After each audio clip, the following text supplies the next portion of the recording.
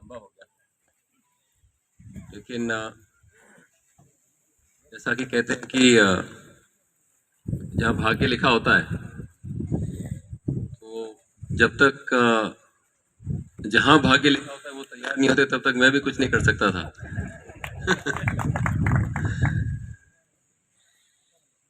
तो ऐसी बहुत सारी चीजें होती हैं जो धीरे धीरे धीरे धीरे आपको आपके भाग्य तक ले जाती हैं, और इन सब चीजों में मैंने बहुत कुछ सीखा है इस पूरी यात्रा में। मैं समझता हूँ कि जो भी लोग अपने बच्चों का रिश्ता करते हैं, वो किन कठिनाइयों और किन मुश्किलों से गुजर करके उनको अपने भाग्य तक ले जाते हैं। तो इस अवसर पर सबसे पहले तो मैं उन सभी को बधाइयाँ देना चाहूँगा कि आप सभी बधाई के पात्र हैं। एक बहुत मुश्किल निर्णय होता है जीवन का, क्योंकि ऐसा तो है नहीं, हम जिस स्कूल से आते हैं, आजकल आप दौर देखते हैं और जो समय देखते हैं उसमें लोग बदलते रहते हैं। जैसे कि कोई हो कि ये पसंद नहीं आया, छोड़ दो, दूसरा चलेगा। हमारी संस्कृति है एक बार साथ जो लिखा है भी हो, वो अपना भाग्य समझ करके निभाना जरूरी है। तो इसलिए वो जो चयन है वो कभी कभी केवल मेरे पर्सपेक्टिव से, लेकिन वो जो कि वागड़ और हमारे मर्यादा बना रख, ऐसा का चयन करना और भी मुश्किल हो जाता है। वैसे थोड़ी दौड़ भी हो गई, बहुत हुई, और जिस प्रकार से आपने मुझे बधाई दी है, मन गदगद हो उठा हूँ। और मैं चाहता हूँ एक और चीज में क्लियर करना चाहता हूँ।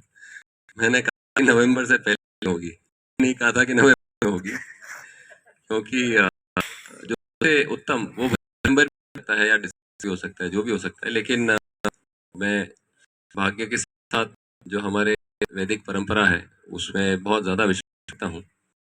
तो जो हम दोनों ग्रहों के अनुसार जो भी सबसे उत्तम मुहूर्त होगा, उसके बाद बिल्कुल मैं पहले को बता दूं।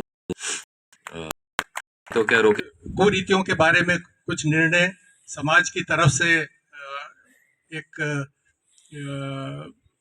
का एक विचार था, इच्छा थी, उस को जिन लोगों ने भी पालना की है, और ये खुशी की बात है कि अधिकांश जगह में वो पालना हुई है।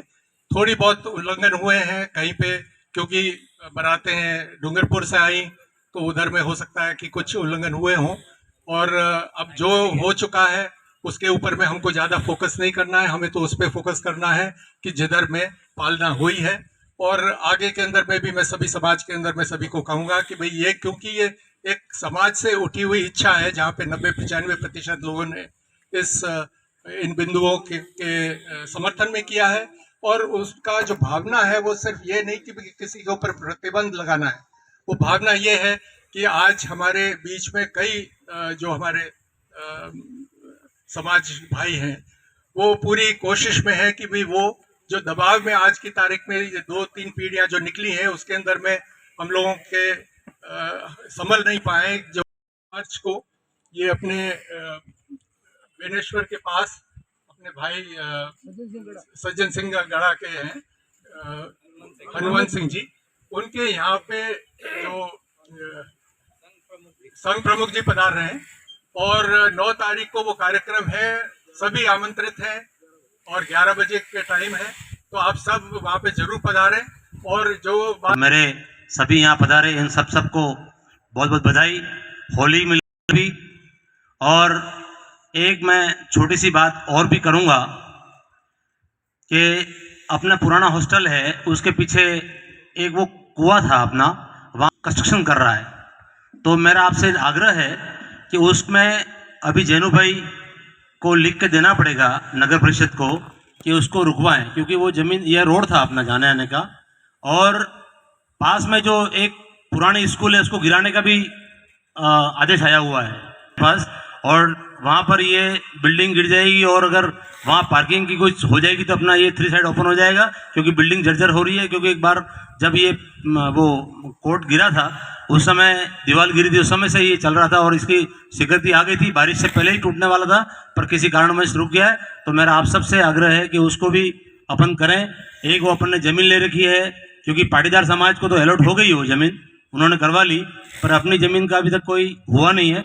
तो मेरा आप सबसे निवेदन है कि उधर भी अपन ध्यान दें लोगों को भी, कि वहाँ, क्योंकि अब क्या है कि थाना वाना भी वहीं बन रहा है, पंचायत समिति भी वहीं बन रही है, वो उधर उस डेवलपमेंट उधर बढ़ रहा है। तो निश्चित रूप से समाज की अपनी संपत्ति है, उसको अपन को ध्यान देना है। और आप सब पधारे यहाँ पर, और मेहमान भी डूंगरपुर से पधारे, उनका भी स्वागत। और आप सब यहाँ पधारे हुआ है।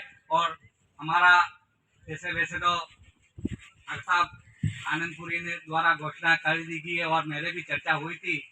शादी का जो भी प्रोग्राम है, हजूर फरमा रहे थे कि नवंबर में डॉक्टर साहब सर्दी के टाइम में अपन रखें, तो वो समय भी बहुत नज़दीकी है, 2, 4, 5, 6 महीने और हैं हमारे सामने, वो भी गुजर जाएंगे। और हम दोनों जोड़े से साथ एक बार पुनः हम सबको ऐसा अवसर प्राप्त होगा कि हम दोनों को हार्दिक बधाई एक बार ऐसा ही कार्यक्रम करके नजर करेंगे।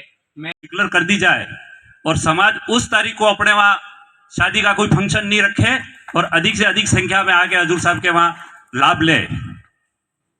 मैं तहे दिल से डूंगरपुर जिले की ओर से और मेरे खुद की ओर से आप सबका हार्दिक स्वागत, अभिनंदन और होली मिलन समारोह के लिए भी सबका हार्दिक स्वागत और अभिनंदन करता हूँ।